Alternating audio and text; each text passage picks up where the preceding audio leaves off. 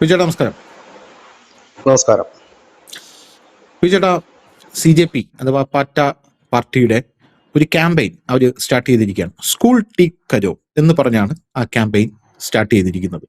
ഈ school tea കരോ എന്ന് പറയുന്ന ക്യാമ്പയിനിൽ CJP പ്രധാനമായിട്ടും ഉദ്ദേശിക്കുന്നത് ഉത്തരേന്ത്യയിലെ സ്കൂളുകൾ അവിടെ പോവുക, അവിടുത്തെ മൂത്രപ്പുരകളില്ലാത്ത സ്കൂളുകൾ കാണിക്കുക, അവിടെ ഫർണിച്ചർ ഇല്ലാത്ത, കമ്പ്യൂട്ടർ ലാബുകൾ ഇല്ലാത്ത സ്കൂളുകൾ കാണിക്കുക എന്നുള്ളതൊക്കെയാണ് അവരുടെ പ്രധാനപ്പെട്ട അജണ്ട എന്ന് പറയുന്നത്. ഞാൻ അതിനോട് യോജിക്കുന്നു, നല്ല കാര്യമാണ്. കാരണം ഇപ്പോഴും നമ്മുടെ ഓരോ സ്കൂളുകളിലും വിദ്യാർത്ഥികൾക്കുള്ള അടിസ്ഥാന സൗകര്യങ്ങളില്ല എന്നുള്ളത് ഒരു യാഥാർത്ഥ്യമാണ്.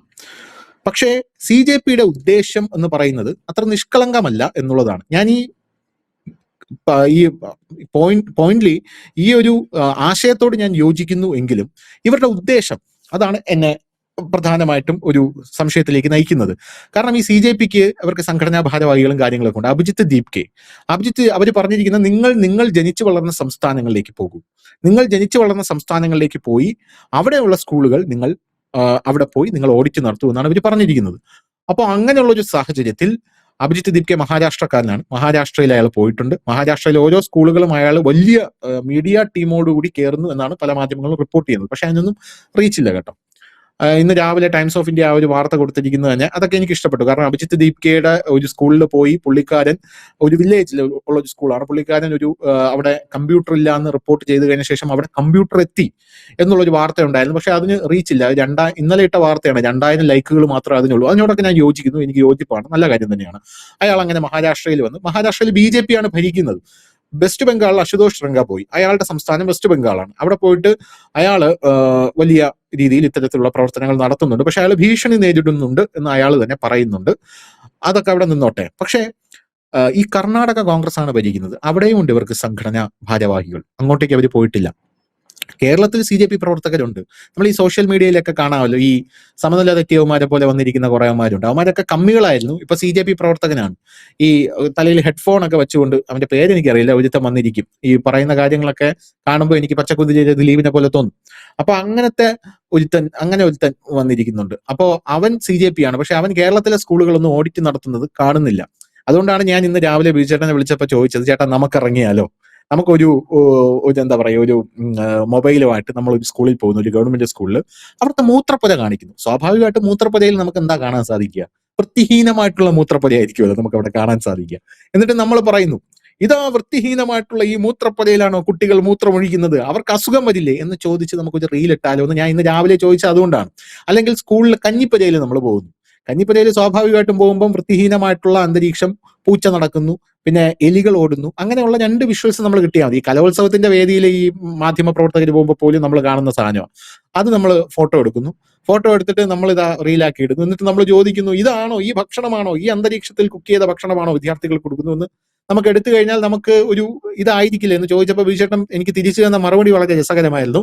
നമ്മുടെ പേര് കേസ് വരും ധനുഷേ എന്നാണ് ബിജുചേട്ടൻ പറഞ്ഞത്. സ്കൂളിൽ അതിക്രമിച്ച് കയറി എന്ന് പറഞ്ഞു, അല്ലാതെ ഇവിടെ വേറൊന്നും നടക്കാനായിട്ട് പോകുന്നില്ല. അതുകൊണ്ട് ഞാൻ ആ ഉദ്യമം ഉപേക്ഷിച്ചു. എന്തായിരുന്നാലും യുപിയുടെ സ്കൂളുകളിൽ ഇവർ പോകുന്നുണ്ട്. അതാണ് കേരളത്തിൽ വലിയ വാർത്തയായി മാറുന്നത്. കാരണം ഉത്തർപ്രദേശ് ആണല്ലോ കേരളത്തിന്റെ സ്ഥിരം വേട്ടമൃഗം എന്ന് പറയുന്നത്. കാരണം ഉത്തർപ്രദേശ് ഒന്നും മോശമാണ്, വളരെ മോശമാണ്. ഉത്തർപ്രദേശ് കൊള്ളത്തില്ല. ഉത്തർപ്രദേശ് എന്ന് പറയുന്ന ഒരു സംസ്ഥാനം എന്ന് പറയുന്നത് തന്നെ കേരളത്തിലെ മാധ്യമങ്ങളുടെ വായിൽ കൂടെ കേൾക്കുകയാണെങ്കിൽ സത്യം പറഞ്ഞാൽ നമ്മൾ ഉത്തർപ്രദേശ് ഏതെങ്കിലും മരുഭൂമിയിലാണെന്ന് തോന്നിപ്പോകും. അങ്ങനത്തെ രീതിയിലാണ് പോകുന്നത്. ഉത്തർപ്രദേശിൽ യോഗി ആദിത്യനാഥ് വന്നു കഴിഞ്ഞ ശേഷം ഇപ്പോൾ 10 കൊല്ലമാവാൻ പോകുന്നു. 60 കൊല്ലം അവിടെ ഭരിച്ച പാർട്ടികളും ടീമുകളും, കോൺഗ്രസ് ഉണ്ട്, സമാജ്വാദി പാർട്ടിയുണ്ട്, പിന്നെ മായാവതിയുടെ BSP ഉണ്ട്. ഇവരെല്ലാം കൂടെ ചേർന്ന് 60 കൊല്ലം അവിടെ രസകരമായി ഭരിച്ചു. വളരെ രസകരമായിട്ട് അവർ ഭരണം മുന്നോട്ട് കൊണ്ടുപോകായിരുന്നു. അന്ന് സ്കൂളുകളിൽ വിദ്യാർത്ഥികൾ ന്യൂയോർക്ക് നിലവാരം പുലർത്തുന്ന സ്കൂളുകളായിരുന്നു അന്നുണ്ടായിരുന്നത്. പക്ഷെ യോഗി അങ്ങോട്ട് കയറി കഴിഞ്ഞ ശേഷം ഈ സ്കൂളുകളെല്ലാം യോഗി ആദിത്യനാഥ് അടച്ചുപൂട്ടി. 26,000 സ്കൂളുകൾ അടച്ചുപൂട്ടി എന്നൊക്കെയുള്ള വാർത്തകളൊക്കെയാണ് ഇവിടെ വരുന്നത്. BJPക്കാർക്ക് ഈ വിദ്യാഭ്യാസം എന്ന് കേട്ട വെറുപ്പാണ് എന്നാണ് അവർ പറയുന്നത്. കഴിഞ്ഞ ദിവസം ഞാൻ ഇതിനെക്കുറിച്ചൊരു ഒരു വിശകലനം അല്ലെങ്കിൽ ഒരു അനാലിസിസ് നടത്തി. അപ്പൊ എനിക്ക് അവിടെ നിന്ന് മനസ്സിലാക്കാൻ സാധിച്ചത്, യോഗി ആദിത്യനാഥ് കയറിയപ്പോൾ ഈ ഉത്തർപ്രദേശിന്റെ സ്കൂളുകളിൽ പകുതി സ്കൂളുകളിലും ഇലക്ട്രിസിറ്റി ഇല്ല, വൈദ്യുതി ആ സാധനം ഇല്ല. യോഗി ആദിത്യനാഥ് വരുമ്പോഴാണ് പകുതിയോളം സ്കൂളുകളിലും അതിർത്തി മതിലുകളില്ല. പോരാത്തതിന് പകുതിയോളം സ്കൂളുകളിൽ ഫ്ലോർ ഇല്ല, തറയുണ്ടല്ലോ, നമ്മൾ വിദ്യാർത്ഥികൾ പഠിക്കുമ്പോൾ ഇരിക്കുന്ന തറയുണ്ടല്ലോ, തറയില്ല. പകുതിയോളം സ്കൂളുകളിൽ വിദ്യാർത്ഥികൾക്ക് പഠിക്കാനുള്ള ഫർണിച്ചറുകളില്ല. ഇതായിരുന്നു അവിടുത്തെ അവസ്ഥ എന്ന് പറയുന്നത്. എന്താണ് യോഗി ആദിത്യനാഥ് വെറും 10 കൊല്ലമേ ആയുള്ളൂ. 60 കൊല്ലത്തെ ഇവരുടെ ഭരണത്തിന്റെ ഭാഗമായിട്ട് ഇതാണ് അവർ ചെയ്തു വെച്ചിട്ട് പോയത്. അപ്പൊ ഈ യോഗി കയറിയതിന് പിന്നാലെ ഇതെല്ലാം യോഗിയുടെ തലയിലാണ്. കാരണം വൈദ്യുതി ഇല്ല. യോഗി ആദിത്യനാഥ് എന്ത് നോക്കിക്കൊണ്ടിരിക്കുകയാണ് എന്നാണ് പറയുന്നത്. യോഗി കയറിയ ശേഷം ഞാൻ മനസ്സിലാക്കുന്നത് 7528 കെട്ടിടങ്ങൾ അവിടെ നിർമ്മിച്ചു, സ്കൂളുകൾക്ക് വേണ്ടി പുനർനിർമ്മിച്ചു. 16,486 സ്കൂളുകൾ യോഗി ആദിത്യനാഥ് വൈദ്യുതീകരിച്ചു. 5,903 സ്കൂളുകൾക്ക് അതിർത്തി മതിലുകൾ പണിതു. 29,008 സ്കൂളുകൾക്ക് ഫർണിച്ചറുകൾ നൽകി. 9,754 പുതിയ ക്ലാസ് മുറികൾ ഈ 10 വർഷം കൊണ്ട് യോഗി ആദിത്യനാഥ് നിർമ്മിച്ചു. ആൺകുട്ടികൾക്കും പെൺകുട്ടികൾക്കും സെപ്പറേറ്റ് ടോയ്ലറ്റുകൾ നിർമ്മിച്ചു. 3,278 ദിവ്യാംഗ സൗഹൃദ ടോയ്ലറ്റുകൾ യോഗി ആദിത്യനാഥ് അവിടെ നിർമ്മിച്ചു എന്നുള്ള ഔദ്യോഗികമായിട്ടുള്ള റിപ്പോർട്ടുണ്ട്. 10 കൊല്ലം കൊണ്ടാണ് യോഗി ആദിത്യനാഥ് ഇവിടെ നടത്തിയത്. ഇനി കേരളത്തിലെ സ്കൂളുകളിലേക്ക് നോക്കും. ഇത് ഉത്തർപ്രദേശിലെ ഏതെങ്കിലും ഒരു സ്കൂളിൽ പോയിട്ട് ആ സ്കൂളിന്റെ പർട്ടിക്കുലർ സാധനമാണ് ഇവരെടുത്ത് കാണിക്കുന്നത്. കേരളത്തിലേക്ക് വന്നു കഴിഞ്ഞാൽ സ്കൂളിലിരിക്കുന്ന കുട്ടികളെ പാമ്പ് സ്കൂളിനകത്ത് കയറി കടിച്ചു കൊല്ലുന്ന ഒരു സാഹചര്യം ഞാൻ ഇന്ത്യയിലെ ഒരു സ്കൂളുകളിലും കേട്ടിട്ടില്ല, കേരളത്തിലെ സ്കൂളുകളിലും കേൾക്കുന്നത്. ഈ ഇടയ്ക്ക് പിണറായി സർക്കാർ ഭരിച്ചിരുന്ന സമയത്ത് ഒരു വിദ്യാർത്ഥി സ്കൂളിൽ വൈദ്യുതാഘാതമേറ്റ് മരിക്കുന്ന ഒരു സാഹചര്യം ഉണ്ടായിരുന്നു. ബിജുചേട്ടന് ഓർമ്മ കാണും, സ്കൂളിൽ വൈദ്യുതാഘാതമേറ്റ് മരിക്കുന്ന ഒരു സാഹചര്യം.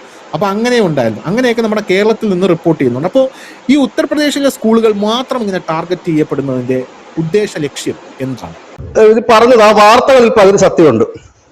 ഇപ്പോൾ വന്നിരിക്കുന്ന പല വാർത്തകളും സത്യമുണ്ട്. കാരണം യോഗി ആദിത്യനാഥ് കയറുന്ന സമയത്ത് ഉത്തർപ്രദേശിന്റെ സ്കൂളുകളുടെ എണ്ണം 1,63,000 സ്കൂളുകളാണ് ഉണ്ടായിരുന്നത്. യോഗി ആദിത്യനാഥ് കയറിയതിനു ശേഷം അത് 1,37,172 സ്കൂളുകളായി കുറഞ്ഞു. ഇവർ ഈ പറയുന്ന 26,000 സ്കൂളുകൾ യോഗി നിർത്തലാക്കി എന്നാണ് പറയുന്നത്. അതിൽ ആ വാർത്തയിൽ സത്യമുണ്ട്, നിർത്തലാക്കിയതല്ല. ഇതെല്ലാം ഒരേ ക്യാമ്പസിൽ തന്നെ വർക്ക് ചെയ്യുന്ന പ്രൈമറി അതുപോലെ തന്നെ അപ്പർ പ്രൈമറി സ്കൂളുകൾ എല്ലാം ഒന്നാക്കി. നമ്മുടെ നാട്ടിലെ സംബന്ധിച്ച് പറഞ്ഞു കഴിഞ്ഞാൽ നമ്മുടെ നാട്ടിൽ 1 മുതൽ 10ാം ക്ലാസ് വരെയും +2 വരെയുള്ള സ്കൂളുകളുണ്ട്. പക്ഷെ അവിടെ ഈ പ്രൈമറി സ്കൂളുകൾ, അതായത് 1 മുതൽ 4 വരെ, 5ാം ക്ലാസ് മുതൽ 7 വരെ, പണ്ട് നമ്മുടെ നാട്ടിലും അങ്ങനെ ആയിരുന്നു, 7ാം ക്ലാസ് വരെ, 7 കഴിഞ്ഞിട്ട് 8 തൊട്ട് 10 വരെ, പിന്നെ ചില സ്കൂളുകളിൽ 10 തൊട്ട് +1ഉം +2ഉം വരും. അങ്ങനെയായിരുന്നെങ്കിൽ ഈ UP-യിൽ ഈ 1,63,000 സ്കൂളിൽ 26,000 സ്കൂള് സെപ്പറേറ്റ് ആയിരുന്നു. ഒരു ക്യാമ്പസിൽ തന്നെ സെപ്പറേറ്റ് വിങ് ആയിട്ടാണ് ഇത് പ്രവർത്തിച്ചിരുന്നത്. ഇതിനെ ലയിപ്പിക്കുമ്പോൾ സ്വാഭാവികമായി തന്നെ പ്രൈമറി സ്കൂളുകള് അപ്പർ പ്രൈമറി സ്കൂളുകളും കൂടെ ഒന്നാകുമ്പോഴേക്കും ഒരു സ്കൂൾ വെച്ച് കുറയില്ലേ? മനസ്സിലായ കാര്യം പറഞ്ഞ് മനസ്സിലായ? അത് ലയിപ്പിച്ചത് കൊണ്ടാണ് ഈ 26,000 സ്കൂളിന്റെ കുറവുണ്ടായത്. ഇനി സർക്കാർ സ്കൂളുകളുടെ എണ്ണമാണ് ഞാൻ ഈ പറഞ്ഞത്. സർക്കാർ എയ്ഡഡ് സ്കൂളുകൾ UP-യിലുള്ളത് 8,262. അതിനകത്ത് നമ്മൾ നോക്കേണ്ട കാര്യമില്ല, മാനേജ്മെന്റ് ആണ് നോക്കുന്നത്. സ്വകാര്യ സ്കൂളുകൾ 1,04,508, മറ്റുള്ളവ 12,416. ആകെ അതിനകത്ത് മദ്രസയും പെടും മറ്റുള്ളവ എന്ന് പറയുമ്പോൾ കേട്ടോ. ആകെ 2,62,358 സ്കൂൾ നിലവിൽ UP-യിലുണ്ട്. സർക്കാർ സ്കൂളുകളാണ് 1,37,172 ഉള്ളത്. ഇനി ഈ 2017 യോഗി ആദിത്യനാഥ് സർക്കാർ കഴിഞ്ഞതിന് ശേഷം അദ്ദേഹം ഓപ്പറേഷൻ കായകൽപ്പ എന്ന് പറഞ്ഞിട്ട് ഒരു പദ്ധതി കൊണ്ടുവന്നു. ഓപ്പറേഷൻ കായകൽപ്പ 11,000 കോടി രൂപയാണ് ഈ ഓപ്പറേഷൻ കായകൽപ്പയ്ക്ക് വേണ്ടിയിട്ട് അദ്ദേഹം ഫണ്ട് ചെയ്തത്, UP സർക്കാർ ഫണ്ട് ചെയ്തത്. എന്താണ് ഓപ്പറേഷൻ കായകൽപ്പ എന്ന് ചോദിച്ചു കഴിഞ്ഞാൽ 27 മാറ്റങ്ങൾ അല്ലെങ്കിൽ നിർദ്ദേശങ്ങൾ ഈ സ്കൂളുകൾ നവീകരിക്കുന്നതിന് വേണ്ടി നൽകിയിരുന്നു. അതിൽ 19 കാര്യങ്ങളെങ്കിലും പാസ്സായി കഴിഞ്ഞാൽ ആ സ്കൂളിന് 4 സ്റ്റാർ പദവി കിട്ടും. അത്തരം സ്കൂളുകൾ അപ്ഗ്രേഡ് ചെയ്തു എന്ന് പറയാം. അതിൽ ധനുഷ് പറഞ്ഞ എല്ലാ കാര്യങ്ങളും ഉണ്ട്. ക്ലാസ് മുറി, ടോയ്ലറ്റ്, ഹാൻഡ് വാഷ്, വൈദ്യുതി, ഇതെല്ലാം വരും അതിൽ. അത്തരം സ്കൂളുകളാണ് ഈ പറയുന്ന ആ സർക്കാർ സ്കൂളുകളിൽ 1,37,172 19 മാർഗനിർദ്ദേശങ്ങൾ പാലിക്കപ്പെട്ടു. അതായത് അദ്ദേഹം കയറുമ്പോൾ കുളിമുറി അല്ല, ടോയ്ലറ്റ് ഇല്ലാതിരുന്നത്, വാളില്ലാതിരുന്നത്, ബ്ലാക്ക് ബോർഡ് ഇല്ലാതിരുന്നത്, ബെഞ്ച് ഡെസ്ക് ഇല്ലാതിരുന്നത്, പിന്നെ ശുചിത്വമില്ലാതിരുന്നത്, അങ്ങനെ അടക്കം ഒരു വലിയ സംഖ്യ അതിനകത്ത് ഉണ്ട്. ഇതാണ് അതിൽ നിന്ന് നമുക്ക് കിട്ടുന്ന ഒന്നാമത്തെ കാര്യം. ഇനി ഈ ഫർണിച്ചർ, ബെഞ്ചും ഡെസ്കും ഒക്കെ ഇല്ലാത്തൊരവസ്ഥ ഒന്ന് ആലോചിച്ച് നോക്കി. കമ്പ്യൂട്ടർ, പ്രൊജക്ടർ, സ്മാർട്ട് TV അടക്കമാണ് വന്നിരിക്കുന്നത്. അങ്ങനെ 1 ലക്ഷം, നിലവിൽ 1 ലക്ഷം സ്കൂളിന്റെ സ്കൂളിൽ ഇത് നടപ്പാക്കി കഴിഞ്ഞു. 1 ലക്ഷം സ്കൂളിൽ. ഈ 1 ലക്ഷം സ്കൂളിന് അവിടെ 4 സ്റ്റാർ പദവിയാണ് നൽകിയിരിക്കുന്നത്. കാരണം ഈ 27-ൽ 19 എണ്ണം ആയി കഴിഞ്ഞാൽ ആ പദവി ലഭിക്കും. അപ്പൊ ടോട്ടൽ എത്ര സ്കൂൾ ഉണ്ടായിരുന്നു? 1,37,172 സ്കൂളിൽ 1 ലക്ഷത്തിൽ നടപ്പാക്കി. ബാക്കി പോയിട്ട് ഈ പാർട്ടികൾ പോയി ഫോട്ടോ എടുത്തത് ഒരുപക്ഷെ ഈ 37,172 സ്കൂളുകളിലായിരിക്കാം. സ്വാഭാവികം. ഇനി യു പിയിലെ കാര്യം വന്നു കഴിഞ്ഞാൽ കേരളവുമായി ഒരിക്കലും താരതമ്യം ചെയ്യാൻ യു പിയെ കഴിയില്ല. കാരണം 75 ജില്ലകളുള്ള വളരെ ബൃഹത്തായ ഒരു വലിയ സംസ്ഥാനമാണ്. ഏതാണ്ട് ഒരു 25 കോടിക്കടുത്തുള്ള ജനങ്ങളും ഏതാണ്ട് ഒരു 10-16 കോടി വോട്ടർമാരും ഉള്ള സ്ഥലമാണ്. കേരളത്തിൽ 3.5 കോടി ജനമേ ഉള്ളൂ. അതും കൂടെ നമ്മൾ മനസ്സിലാക്കണം. ഇനി യോഗി ആദിത്യനാഥ് 2017 ജനുവരി 24 അദ്ദേഹം ആദ്യമായി അധികാരമേൽക്കും. 2026 ജനുവരി കഴിയുമ്പോൾ അദ്ദേഹം 9 വർഷങ്ങൾ പൂർത്തിയാക്കിയിട്ടേ ഉള്ളൂ. 1950 ഉത്തർപ്രദേശ് സ്വതന്ത്രമാകുന്നത്, മീൻസ് സംസ്ഥാനമായി പ്രഖ്യാപിക്കുന്നത്. അവിടുത്തെ ആദ്യത്തെ മുഖ്യമന്ത്രിയുടെ പേര് പണ്ഡിറ്റ് ഗോവിന്ദ് വല്ലഭ പന്ത് ആയിരുന്നു. കോൺഗ്രസ് 1950 മുതൽ 67 വർഷം കോൺഗ്രസ് ഉത്തർപ്രദേശ് തുടർച്ചയായി ഭരിച്ചു. അതിനുശേഷം പലപ്പോഴായി കോൺഗ്രസ് അവിടെ ഭരിച്ചു. ടോട്ടൽ കോൺഗ്രസ് ഉത്തർപ്രദേശ് 1950 ശേഷം കോൺഗ്രസ് ടോട്ടൽ ഉത്തർപ്രദേശ് ഭരിച്ച വർഷം 33.6 വർഷമാണ്. അതായത് ഒരു ശരാശരി പറഞ്ഞു കഴിഞ്ഞാൽ ഏതാണ്ട് ഒരു പകുതി വർഷം യു പി രൂപീകൃതമായതിനു ശേഷം പകുതി വർഷം അവിടെ ഭരിച്ചത് കോൺഗ്രസ് ആണ്. ഇനി രാഷ്ട്രപതി ഭരണം ഇന്ത്യയിൽ ഏറ്റവും കൂടുതൽ ഉണ്ടായിട്ടുള്ള സംസ്ഥാനം ഉത്തർപ്രദേശാണ്. രാഷ്ട്രപതി അതും കോൺഗ്രസ് ആണ് കേന്ദ്രത്തിൽ ഇരുന്നത്. രാഷ്ട്രപതി ഭരണം വരുമ്പോഴാണല്ലോ കുറച്ച് കാര്യങ്ങളൊക്കെ ഭംഗിയായി നടത്താൻ പറ്റുന്നത്. അങ്ങനെ രാഷ്ട്രപതി ഭരണവും വന്നു 4 വർഷം 8 മാസം. ഇനി സമാജ്വാദി പാർട്ടി, BSP, BJP ഇവരെല്ലാം കൂടെ തട്ടിമുട്ടി അവിടെ ഇവിടെയൊക്കെ ഇതൊക്കെ വെച്ചിട്ട് ജനതാ പാർട്ടി, ചരൺ സിംഗിന്റെ BKDയും SVDയും ചേർന്ന് ഇവരെല്ലാം കൂടെ ചേർന്ന് ഭരിച്ചത് 29.4 വർഷം. അതായത് ടോട്ടൽ ഏതാണ്ട് ഒരു 50-60 വർഷത്തോളം ഏതാണ്ട് ഇവരാണ് ഭരിച്ചത്. യോഗിയുടെ ഈ 9 വർഷം കഴിഞ്ഞാൽ ബാക്കി ഇങ്ങനെയാണ്. BJP ഭരിക്കുന്നു എന്ന് പറയുമ്പോൾ BJP ഒറ്റയ്ക്കല്ല. പിന്നെ കല്യാൺ സിംഗിന്റെ നേതൃത്വത്തിലൊക്കെ വരുമ്പോൾ 1 വർഷം നടന്നത്. ഞാൻ UP ഉണ്ടാകുന്ന സമയത്ത് അവിടെ രാജ്നാഥ് സിംഗ് 1 വർഷം കൊണ്ട് താഴെ പോയി, താഴെ ഇറങ്ങി. അപ്പം സ്വസ്ഥമായ ഭരണമില്ലാത്തൊരു സ്ഥലമാണ്. ഇങ്ങനെയൊക്കെയാണ് അവിടുത്തെ കാര്യങ്ങൾ.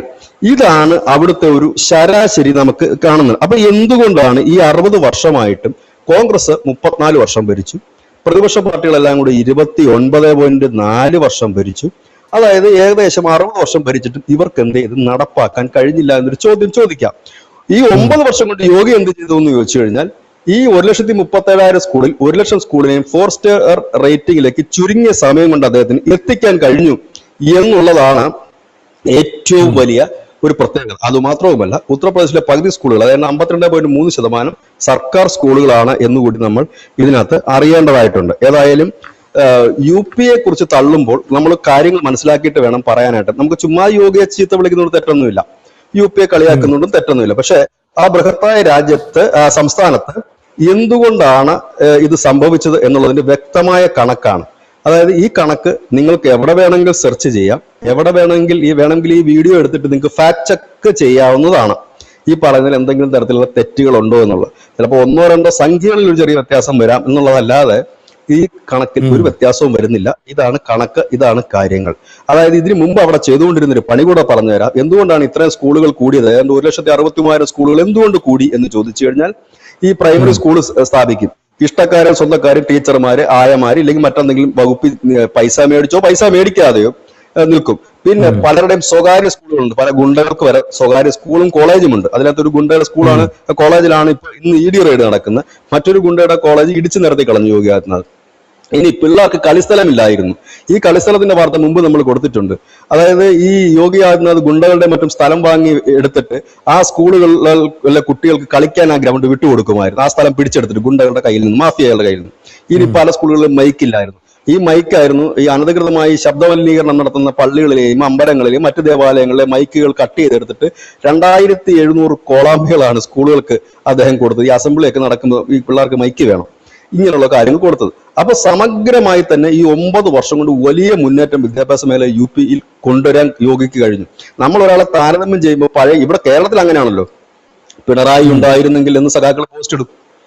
VD സതീശൻ കയറിട്ട് 3 മാസമല്ലേ ആകുന്നുള്ളൂ. അയാൾക്ക് സമയം കൊടുക്കണ്ടേ? ഇല്ലെങ്കിൽ VD സതീശൻ 5 വർഷം കൊണ്ട് എന്ത് ചെയ്യാൻ കഴിയും? നിങ്ങൾ 10 വർഷം ഇരുന്നിട്ട് ചെയ്യാത്ത കാര്യം അയാൾ 5 കൊല്ലം കൊണ്ട് ചെയ്യുമ്പോൾ അയാളല്ലേ ഹീറോ? അങ്ങനെയല്ലേ നമ്മൾ താരതമ്യം ചെയ്യേണ്ടത്. എപ്പോഴും നമ്മൾ താരതമ്യമാണ് നമ്മൾ ചെയ്യേണ്ടത്. അതായത് 60 മേൽ, അതായത് 62 വർഷം, ടോട്ടൽ 72 വർഷമായിരുന്നു യു പി രൂപീകരിച്ചിട്ട്. അതിൽ 62 വർഷവും ഭരിച്ച പ്രതിപക്ഷത്തിനും കോൺഗ്രസിനും ചെയ്യാൻ കഴിയാത്തത് 9 വർഷം കൊണ്ട് അദ്ദേഹം അത്രയെങ്കിലും ചെയ്തു. അവിടെയാണ് അതായത് വിദ്യാഭ്യാസത്തിന്റെ കാര്യങ്ങൾ ഇത് ഒരുപാട് പേര് ആവശ്യപ്പെടുന്നുണ്ട്. നമുക്ക് അതിൻ്റെ ഒരു സമയം കിട്ടിയില്ല, മറ്റു ചർച്ചകൾ വാർത്തകൾ ഉള്ളതുകൊണ്ട്. അതാണ് നമ്മൾ ആദ്യം മനസ്സിലാക്കേണ്ടത്. അതല്ല, യാഥാർത്ഥ്യം മനസ്സിലാക്കണം. കള്ളത്തരം പറയുന്നതിന് ഒരു അതിരുണ്ട്, കള്ളത്തരം പറയുകയും ഇത് ചെയ്യാൻ പറ്റും, പക്ഷെ അതിന്റെ യാഥാർത്ഥ്യം മനസ്സിലാക്കേണ്ടതായിട്ടുണ്ട്. കഴിവതും നിങ്ങൾ സെർച്ച് ചെയ്യുക. ഞാൻ ഈ പറഞ്ഞതിലോ ഇല്ലെങ്കിൽ ധനുഷ് പറഞ്ഞതിനകത്ത് എവിടെയെങ്കിലും ഒരു തെറ്റുകുറ്റങ്ങൾ ഉണ്ടെങ്കിൽ നിങ്ങൾക്ക് കമന്റ് ചെയ്യാം, നിങ്ങൾ പറഞ്ഞത് തെറ്റാണ് എന്ന് പറയാം. ഒരു തെറ്റുമില്ല, ഇത് കൃത്യമായ ഒരു കണക്കാണ്. ഓപ്പറേഷൻ കായകൽപ്പം എടുത്തു നോക്കിക്കഴിഞ്ഞാൽ അവരുടെ സൈറ്റ്, അവരുടെ എഡ്യൂക്കേഷന്റെ വെബ്സൈറ്റിൽ എടുത്ത് നോക്കിക്കഴിഞ്ഞാൽ, യു പി സർക്കാരിന്റെ വെബ്സൈറ്റിൽ എടുത്ത് നോക്കിക്കഴിഞ്ഞാൽ ഇതിനനുബന്ധിച്ച ഫണ്ടുകളും എത്ര സ്കൂളുകളിലാണ് ഇത് നടന്നതെന്ന് എവിടെയെങ്കിലും ഈ 9 വർഷത്തിനിടയ്ക്ക് യു പിയിൽ അഴിമതി കേട്ടിട്ടുണ്ടോ? ഒരു അഴിമതി ആരോപണം ഏതെങ്കിലും ഒരു മന്ത്രി കൈയിട്ട് വരും. അപ്പൊ അതിനർത്ഥം അവിടെ കാര്യങ്ങൾ വൃത്തിയായിട്ട് നടപ്പാക്കുന്നുള്ള. യോഗിയോട് നമുക്ക് വൈരാഗ്യം തോന്നാം, എതിർപ്പുണ്ടാകാം, അത് രാഷ്ട്രീയം, അത് വേറെ കാര്യം, അല്ലെങ്കിൽ മതപരമായ കാര്യമായിരിക്കാം. പക്ഷെ ചെയ്ത കാര്യം ചെയ്തില്ലെന്ന് നമ്മൾ പറയുന്നത് തെറ്റാണ്. ഈ ഒരു വാർത്ത എടുക്കാൻ തന്നെ കാരണം ഇപ്പോൾ വ്യാപകമായി തന്നെ യു പിയിലെ സ്കൂളിനെ കുറിച്ച് കരയുന്നുണ്ട്, വലിയ വിലാപമാണ് നടത്തുന്നത്. അതുകൊണ്ടാണ് നമ്മൾ എടുത്തത്. ഇപ്പൊ പ്രേക്ഷകർക്ക് ഏകദേശം ഒരു കണക്ക് ഇതിൽ മനസ്സിലായി കാണുമെന്ന് പ്രതീക്ഷിക്കുന്നു.